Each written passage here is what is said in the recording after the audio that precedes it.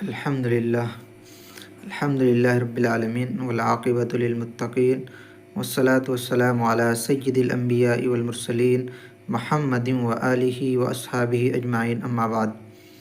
اعوذ باللہ من الشیطان الرجیم، بسم اللہ الرحمن الرحیم۔ قل هو اللہ احد اللہ الصمد لم یلد ولم یولد ولم یکن لہ کفوا احد۔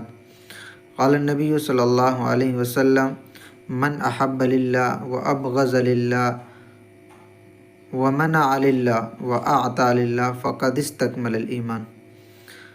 محترم عزیزو، ایمان سب سے اہم چیز ہے۔ ایمان، اللہ پر، اس کی ذات پر ایمان رکھنا، اس کی صفات پر ایمان رکھنا، یہ سب سے اہم ہے۔ اللہ کے رسول صلی اللہ علیہ وسلم نے ایک حدیث میں ارشاد فرمایا، ایک صحابی نے پوچھا: اللہ کے رسول، ایمان کیا ہے؟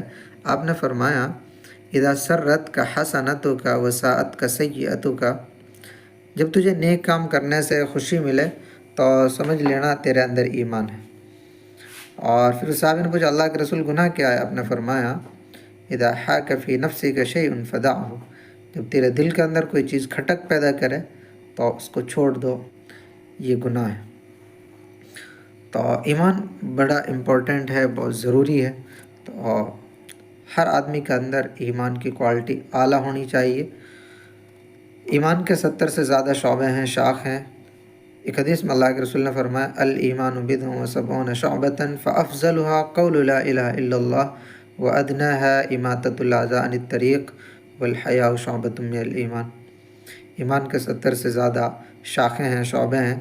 سب سے افضل لا الہ الا اللہ کا پڑھنا ہے، اور سب سے ادنا ہے جو وہ راستے سے تکلیف دینے والی چیز کو ہٹا دینا ہے، اور حیا بھی ایمان کا ایک اہم شعبہ ہے۔ وآخر دعوانا الحمد للہ رب العالمین۔